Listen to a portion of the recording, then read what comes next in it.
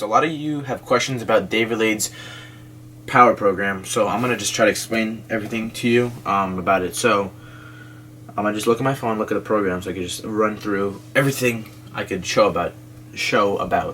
Alright, so it's a 4-week program and it's 5 days a week. So it's legs, push, pull, or legs, push 1, push 2, pull 2, and it's supposed to be run every week. So you start, let's say, Monday, you do legs on Monday, and then honestly you can split up it however you want, as long as you get it in with the week, because if you spend more time on it, it's not going to be as effective. So you want to get it in as 1 week. So a normal scenario for me would be legs on Monday, push day 1 on Tuesday, then I would do either pull on Thursday, and then push day 2 on Friday, and then either pull day 2 on Saturday or on Sunday. Or I would do legs on Monday, push 1 on Tuesday, pull 1 on Wednesday, and then I would take a rest on Thursday. Then I would do push 2 on Friday, and then pull day 2 on Saturday, or on Saturday or Sunday, whenever, and then get back on the program on Monday again. Because usually if I do pull day 2 on Sunday, then I have Monday to do legs again, which isn't a problem at all. Because another thing is I skip front squats. I don't want to do them, and I don't know. I'm like, it just hurts, like wherever I put it. That hurts my wrists. My wrists are weak as shit. My wrists are really, this one really almost is, I think it's fractured, and I don't even know how I'm benching or whatever. But this wrist really hurts from doing a lot of stuff with wrists. So I cannot front squat. I cannot hold it here. It just hurts. So, and another thing is, for pull day 2, I switch sumo deadlifts to conventional. That's a preference.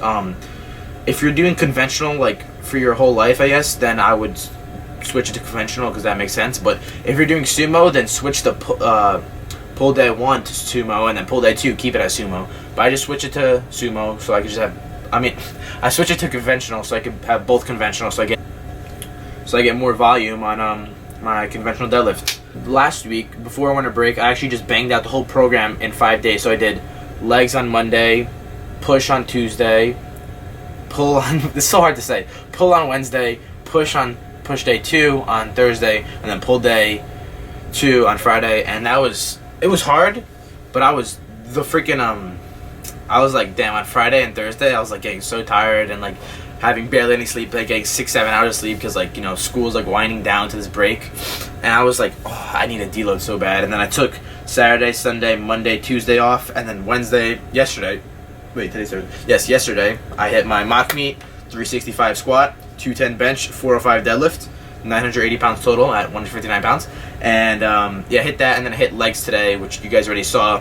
So you could do it however you want. It's it really varies. You have to just get it in a week. That's the most thing. So I ran the whole program for a month. I just restarted it actually today. So I did legs week 1 today, and then so there's 4 different weeks. So you do week 1, all the week 1s, and then next week you do week 2, week 3, week 4, and so it's the compound movements are 10-8-6, 4-4-2. These are the compound movements for the rep ranges are 10-8-6, 4-4-2, 5-3-1, and max. So that's for squat, bench, deadlift, overhead press, push press, and I think that should be it. And close grip bench press.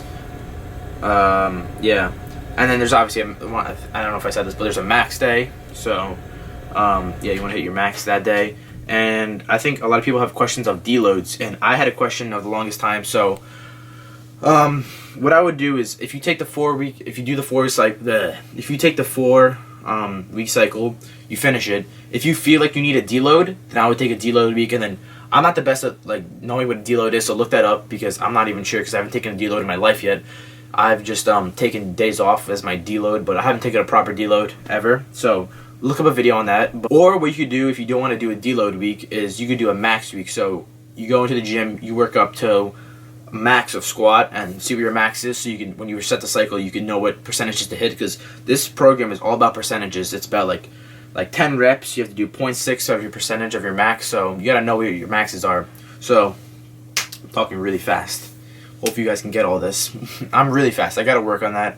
talking slower in a deep voice, but like, it just sounds weird.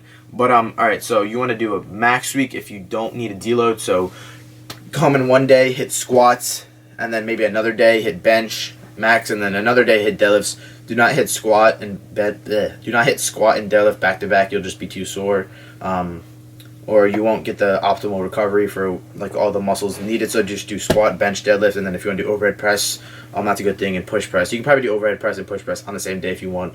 But yeah, I would do that, and yeah, and then some of the days, like some of the first weeks, shows you, okay, just do a max on this because you never done push press before. I bet you guys have never done push press. And you're like, okay, first week max. So the other following weeks you base it off your max. So that's pretty much it. If you guys have any more questions, I'm gonna try to slow this video down by like half because I talked way too fast. But I'm just kidding. But if you guys have any questions, leave it in the comments because I'll be helpful to like answer them if I can, unless it's like some really freaking advanced question. But leave it in the comments and hopefully I can answer it because I think I do know a lot about powerlifting. It's really getting like serious now, like 405 squat before 16, like, you know, only 40 pounds away, you know, it's getting really serious. So yeah. Oh, and also guys, for next year's mock meet, because you gotta think about the future. Hoping for a 495 deadlift, which is I'm gonna be 16 years old, and I'll tell you my body weight. A 495 pound deadlift. For squat. For squat, I'm gonna be on a bulk, so 425 squat, 425 pound squat, and for bench,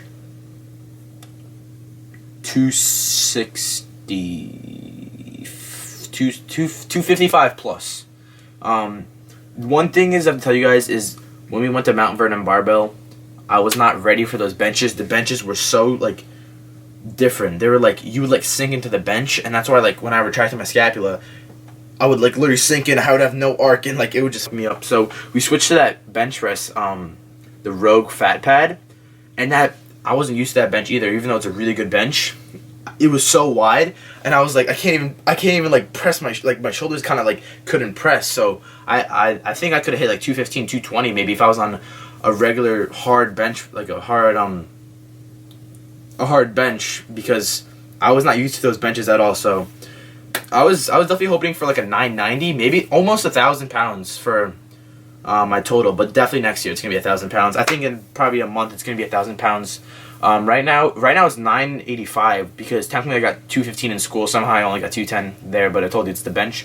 So yeah, 365 squat, 405 deadlift, and 210, 215 bench in school, but 210 there. So I'll just say 980 right now. And yeah, if you guys have any questions, leave it down in the comments. And I'll see you guys whenever. Yeah.